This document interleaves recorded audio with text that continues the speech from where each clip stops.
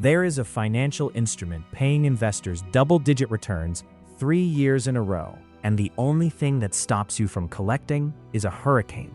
What exactly is this asset? Why are hedge funds quietly pouring billions into it while most retail investors have never even heard its name? And what happens to your money when a Category 5 storm makes landfall? Those 3 questions have a documented answer, and I'm covering all of it. Stay until the end, because the final twist changes how you think about both finance and natural disasters. And if documented financial history is what you're here for, hit subscribe. New case study every week. The year is 1992, August 24th. Hurricane Andrew makes landfall on the South Florida coast. Maximum sustained winds, 165 miles per hour. When the storm passes, the damage assessment begins. And what the insurance industry finds stops it cold. According to documented post-disaster analysis, Andrew generated approximately $27 billion in insured losses. The most costly hurricane in U.S. history at that time. 9 insurance companies declared insolvency. Dozens more were pushed to the edge of financial survival. 2 years later, the Northridge earthquake strikes Southern California, adding billions more to an industry already shaken. The insurance sector faced a structural problem. The risk of a single catastrophic event was large enough to destroy any individual company that tried to hold it alone. The solution the industry developed, and it took years to engineer, was to take that risk and sell it to the capital markets. The instrument they created is called a catastrophe bond. A cat bond. Here is how it works, based on the mechanics documented by the Chicago Federal Reserve and academic research on the asset class. An insurance company creates a special purpose vehicle, a separate legal entity. That SPV issues bonds to investors. The investor's capital goes into a secure trust, and in return, the insurance company pays those investors a high-yield interest rate, typically well above what government bonds pay. But there is one condition. If a predefined disaster event occurs, say a hurricane generating losses above a set threshold, investors lose some or all of their principal. The insurance company draws from the trust to cover its claims. If no qualifying disaster occurs, investors receive their full principal back, plus that elevated yield. It is risk transfer, executed through the bond market. The first catastrophe bonds were issued in the mid-1990s in the immediate aftermath of Andrew and Northridge. The market was small, specialist, understood by a narrow group of reinsurers and a handful of institutional investors willing to study a genuinely new type of instrument. But it grew, and the reason it grew is documented in every institutional portfolio management paper that covered the asset class over the following 2 decades. Catastrophe bonds have essentially zero correlation to the stock market. Whether a hurricane strikes the Gulf of Mexico has nothing to do with Federal Reserve interest rate decisions. It has nothing to do with a tech company's earnings miss or a banking crisis in Europe. The risk is entirely separate from financial market cycles. For institutional investors, pension funds, endowments, hedge funds, that is an exceptionally rare property. Most asset classes move together during crises. Cat bonds, by construction, do not. That diversification argument drove slow but consistent institutional adoption through the 2000s and 2010s. Then the numbers accelerated. According to data from Artemis, the specialist publication tracking the insurance-linked securities market, 2024 set a record $17.7 billion in new catastrophe bond issuance in a single year. Total outstanding market, $49.3 billion. 1 year later, that record was broken decisively. In 2025, according to Artemis data published in January 2026, issuance surged to $25.6 billion. a 45% increase from the previous year's record. Total outstanding market, $61.3 billion, growth of 24% in 12 months. And the returns?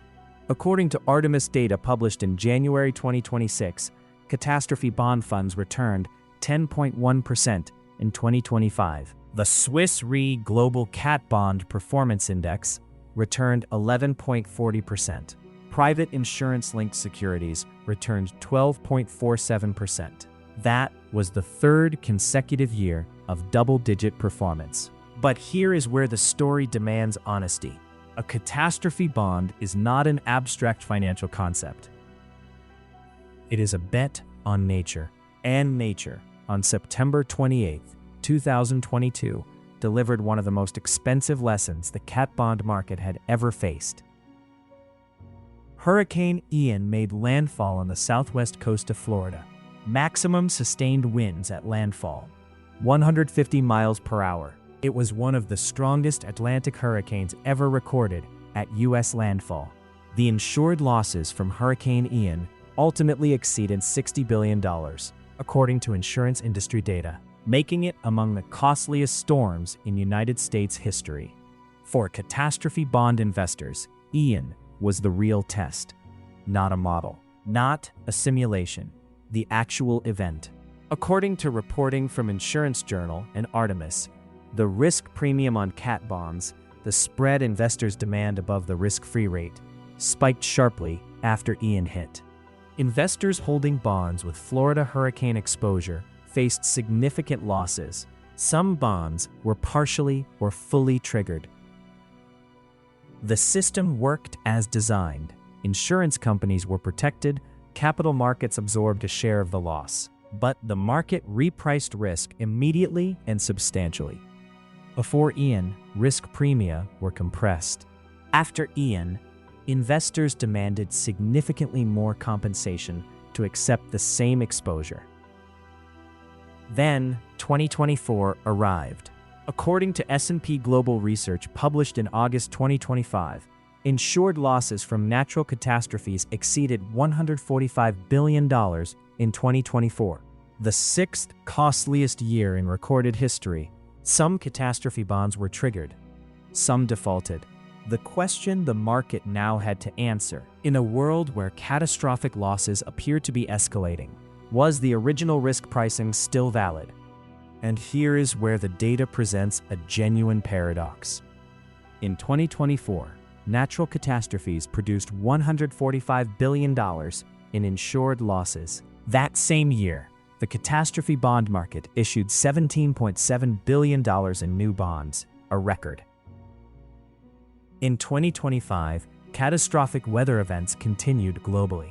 Cat bond issuance grew 45%, another record. The more severe the disaster environment, the faster the market expanded.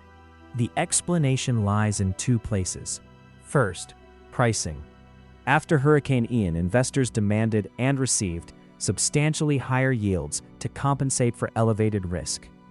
The spike in risk premia made cat bonds more attractive to yield-seeking institutions, drawing in new capital, even as the underlying risks grew. According to reporting by Insurance Journal in February 2026, the risk premium had, by early 2026, compressed back to approximately 5.2% above the risk-free rate, roughly matching pre-Ian levels. The compression reflects the volume of institutional capital now competing to invest in the asset class. Second, who is buying? The primary buyers of catastrophe bonds are institutional investors.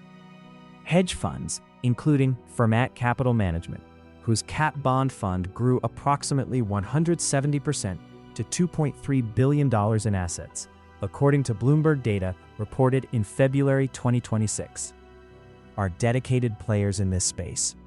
Pension funds and insurance-linked securities managers are also significant participants. Retail investors, in most cases, cannot access this market directly. Minimum investment sizes and regulatory structures place cat bonds effectively out of reach for individual investors without access to a specialized fund. The World Bank has meanwhile used the instrument for sovereign risk transfer.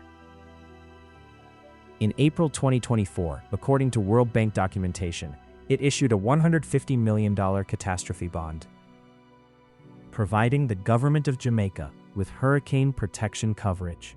The market has grown well beyond its insurance origins. As of early 2026, this is where the documented record stands.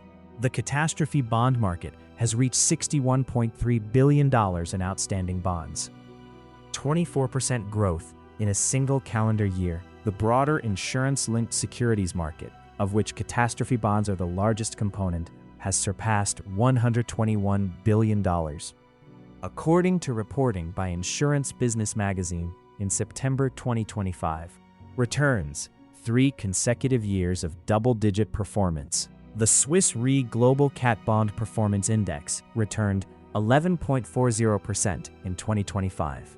Cat bond funds returned 10.1%. Private insurance-linked securities returned 12.47%. According to data from ILS Advisors, these figures represent the most sustained period of positive performance in the asset class's documented history. The market is also diversifying beyond property and weather risk.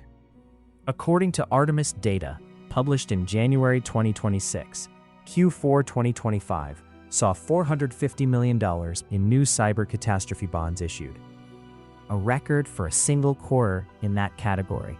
The underlying risk is no longer only hurricanes and earthquakes. It now includes the financial consequences of large-scale cyber attacks. Traditional reinsurance capacity has simultaneously become more expensive and more constrained, according to industry reporting. That dynamic is pushing primary insurers further into capital markets and into cat bonds specifically, as an alternative source of catastrophe risk coverage. The system has survived Hurricane Ian. It survived $145 billion in losses in 2024, and it emerged from both larger than it entered them. So what does the documented history of this market actually teach us? 3 things stand out. First, capital markets have a mechanism for handling risks that are too large for any individual institution. When conventional insurance reaches its limits, the bond market steps in, prices the risk, distributes it across a wider pool of capital, and creates liquidity where none existed. That mechanism produced a $61 billion market that most people have never heard of. Second, there is a documented structural gap between institutional and retail access to certain asset classes. Catastrophe bonds offer the kind of low correlation return profile that individual investors consistently say they want, particularly when equity markets are volatile. But the instrument, in its primary form, is inaccessible to most of them. Some insurance-linked securities funds have begun offering retail-accessible vehicles, but the core cat bond market remains the domain of institutional capital. Third, the trajectory of this market is tied directly to the trajectory of natural catastrophe losses. According to S&P Global Research, insured losses have been trending upward. According to NOAA data, the United States alone sustained $403 billion weather and climate disasters between 1980 and 2024. If that trend continues, and the data does not suggest otherwise, insurance companies will need more capital market capacity, not less.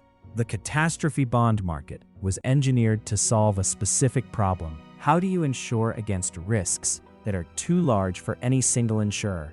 The answer it found was sell the risk to the world. Hurricane Andrew exposed a gap in the insurance system in 1992. The financial industry's answer was to engineer a new asset class, take that catastrophic risk, and sell it to the global capital markets. 30 years later, that asset class is a $61 billion market, growing 24% in a single year, delivering double-digit returns 3 years running. In a world experiencing record natural catastrophe losses, here is the question worth sitting with. As insured losses escalate and institutional capital continues flowing into instruments priced against catastrophic risk, who, ultimately, absorbs the cost when the models underestimate what nature is capable of? That is not a rhetorical question. It is the one the insurance industry, the capital markets, and regulators are actively grappling with right now. And the answer will shape this market for the next 30 years. What do you think? Brilliant financial engineering, or a system that transfers risk in ways most people don't fully see? Put it in the comments. The best arguments always start there. And if this is the kind of documented financial history you're here for, subscribe. A new case study drops every week. What happened next? You won't see it coming.